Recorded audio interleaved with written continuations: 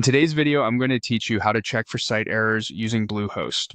If your site is acting up, loading slowly, or throwing odd messages, this walkthrough will show you exactly where to look inside your Bluehost dashboard to spot what's going on and start narrowing down the cause with confidence.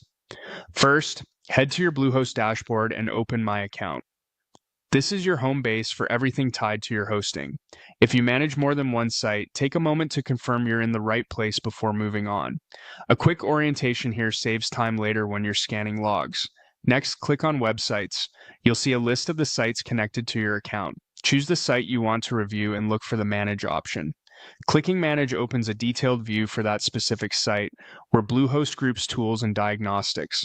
It's a good idea to verify the domain at the top of the page so you don't accidentally read logs from the wrong installation, especially if you're juggling multiple environments like staging and production. Now, open the access log. This record shows every request your server receives, along with useful details like timestamps and status codes. Scan for repeated 404 errors, which indicate missing pages or broken links, and 500 level errors, which point to server problems.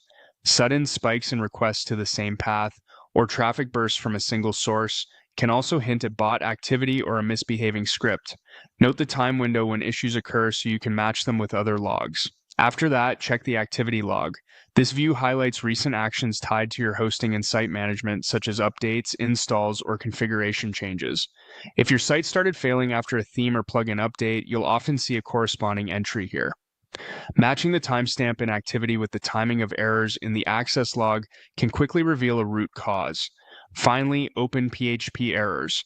This is where you'll find the most direct clues for application-level issues. Look for fatal errors and warnings that mention a specific file and line number.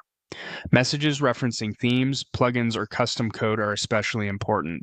If you can reproduce the problem on your site, refresh this log and see what new entries appear. Copy the exact error text for your record so you can research it or share it with a developer.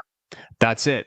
By moving from My Account to Websites into Manage, then reviewing access log, activity log, and PHP errors, you'll build a clear picture of what's wrong and where to focus next.